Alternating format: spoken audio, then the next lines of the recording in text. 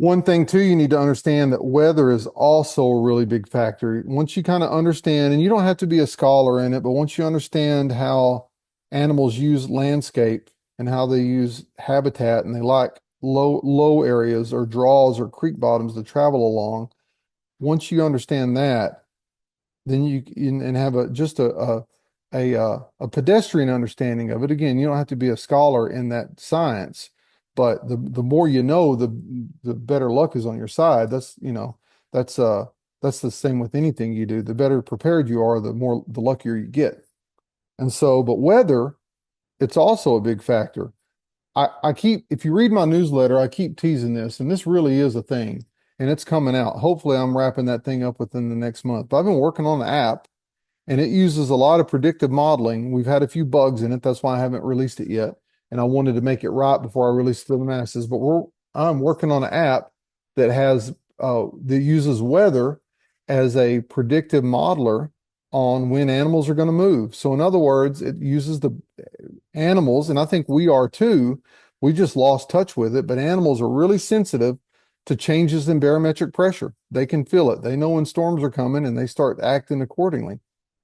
Uh, and so using predictive modeling based on local weather, this app will help you predict if you go out at 2 o'clock today, the wildlife species in that area ought to be most active. And that's a broad statement. There's going to be some individual variations and it's going to be, there's going to be some nuances there. But for the most part, if you're playing the averages like I always do when I'm looking for wildlife, if I know by looking at all my data that there's a cold front coming in and and we're on a half moon night, that there's a cold front coming in overnight and it's a half moon night, there's a good chance animals are going to be pretty active later in the day just because they want to try to eat before the weather gets bad. They don't know how bad the weather's going to get.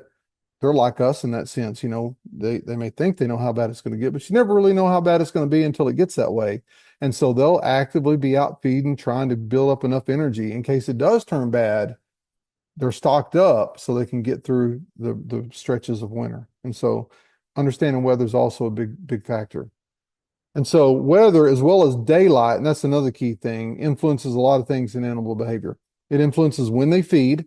To put it simply, if you're an animal like most of us are, where you're spending your waking hours during the daylight hours, animals are going to wake up and they're going to go to feed in the morning. And then they're going to try to get it and they're going to go get a drink and they're going to kind of feed throughout the day. They're also going to do the same thing in reverse in the evening before they go to bed. They're going to go get a drink of water. They're going to go get something to eat before they go to bed at night. Now, I use that behavior when I take pictures of animals to help instruct when I want to go out. For example, I talked about Redlands Ranch. I can tell you that when we go sit in the blind there, mornings it's always busy, but morning is more consistently busy than the afternoons are. And the reason why is mornings are so busy, everything's waking up. All the birds, all the animals that live in there are waking up. And they know the first thing they've got to do before they continue their day is just like we all do. They're going to go get some coffee, their version of coffee, which is water, and they're going to go eat a little bit of breakfast. And so they're coming by the water hole on a pretty steady basis to do that, to drink a little bit of water, get a little bit of food, go on about their day. Now, in the evening, it's a little different because all the movement isn't concentrated to such a short period of time. They're doing it all afternoon, 3 o'clock, 4 o'clock, 5 o'clock, whatever. They're coming out in kind of a slower pace, but they're still coming out there. And that's what I found out. So I know instinctively daylight influences that.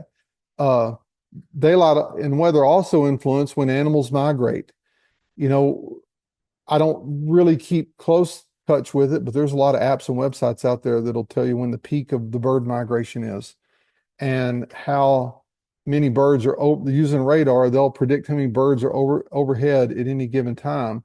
Well, just using that migration data, and because the weather, the warming days or the cooling days, and the amount of daylight in the day triggers these animals to migrate, it helps me predict when to focus my efforts on what to take pictures of. I never try to, here's a pretty road example. Even if my wetland is full of water in the summertime, I never try to take pictures of waterfowl there because it's not here. The waterfowl always picks up and leaves in about March or April when it starts to warm up. They start heading back north to their home, and then they start coming back in early September, October when it starts cooling off and the days start getting shorter up there. Same way with hummingbirds. I never try to take pictures of hummingbirds at my place. We have a lot of hummingbirds here.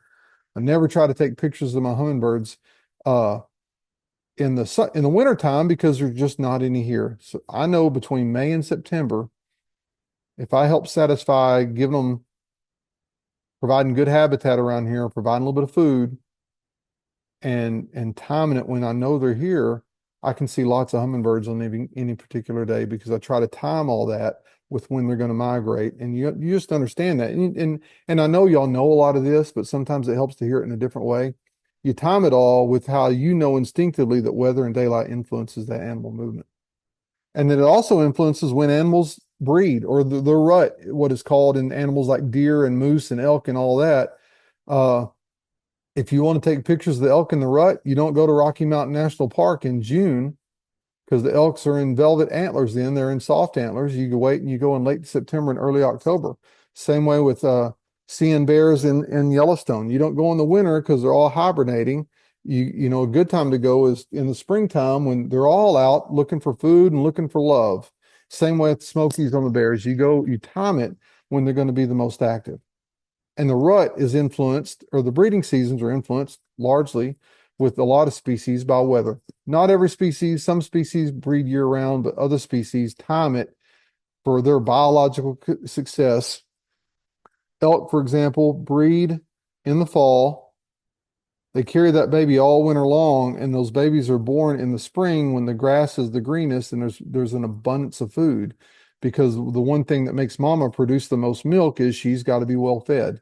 And if she's well fed, it produces a lot of milk, baby drinks a lot of milk, baby grows up to be strong and healthy, perpetuates the cycle all over again. Uh, it also influences when the animals may congregate in one place, like in the drought or food sources. I learned this a long time ago, especially with whitetail deer, because I love whitetail deer. If you find a good food source, same way with bears, if you find a good food source, you can go there each and every day and you're going to see those animals. Uh, there, and so one thing I do is I'll grow crops on my place to help introduce food sources for deer.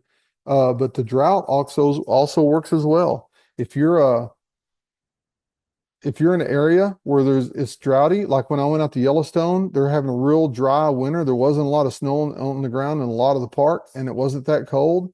And so a lot of the animals were having to uh, move to different spots just to find food, an abundance of food because it has been so dry out there and it's wintertime. And so if you're after desert wildlife, it's really good to find the water and food sources. And then somewhere here, yeah, I think it's this one. So I shot this video last week before I hit play on it. I shot this video last week in Southwest Florida on our Florida Everglades workshop. And this is what I usually look for when I go there. I time that workshop for this time of year for a couple of reasons. One, it seems like people want to get out of the cold areas and go to somewhere that's warm, and the weather was fabulous there last week. But number two, it's their dry season when it's likely when they don't get a lot of rain. But this year it's been a little drier than normal. And so we were able to find in doing my scouting and my pre-prep, able to find some really good holes that's just loaded with wildlife. I shot this with an iPhone, by the way. So that little blue heron and that snowy egret right there are just a few feet away from me. I'm sitting on a bench along a trail and they're just a few feet away from me. But let me hit this.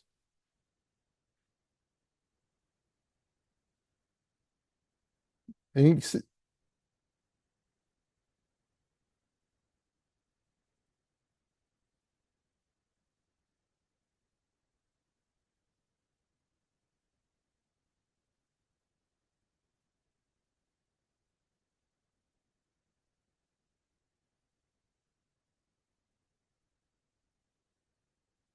now, now that one spot yielded 2 or 3 hours worth of pictures for us. We didn't have to move. It was literally shooting fish in a barrel because for the wildlife, it was shooting fish for the barrel because the water holes had shrunk because of the natural cycles of Mother Nature, all the fish, and if you, I'll play the video again, all the fish were, oops, all the fish were concentrated to the water holes. And so that brought all the predator species, all the wading birds around to where the food was. And I don't know if you noticed or not, but there's three alligators in that picture too. There's two on the bank, and then I don't know if you can see the bump in the water. There's a third one in the water swimming around. But and I'll talk over it this time. I don't know if you can hear the audio or not of all the birds making their noises, but you can see birds in flight, you know, six or eight different species of birds that you can see, and there was more in the periphery. Birds in flight, a lot of bird action, and them fighting and jockeying for position. All the things that you could see was all right there for us, just because I had done a little bit of homework in between time and knew the places to go. And if you look, this fits all the criteria: food, water, cover, space, and it's all arranged perfectly for them.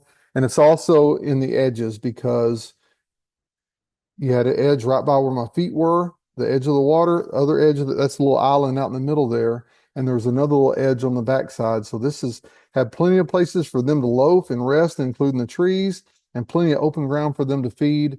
And it's just really as simple as that. Identifying these animals, these habitats with edges where animals like to instinctively flock to, and and you'll be successful. And that's what I did here. And so one thing I always do is pay attention to the changes in the weather because, like I said before, there's animals are sensitive to changes in weather and daylight length. And so they'll often be on the move uh, based on that or based on the weather.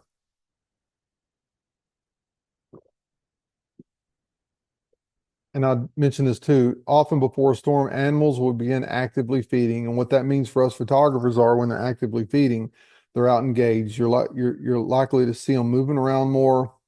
They're going to be birds are going to be flying from roost to roost. The mammals are going to be moving. There might be a little bit of drama because they're really jockeying and competing for food, like you saw in the last video. They're just being really, really active during that time before a storm. That's another white-tailed deer I shot. This was in that was in up in Montana.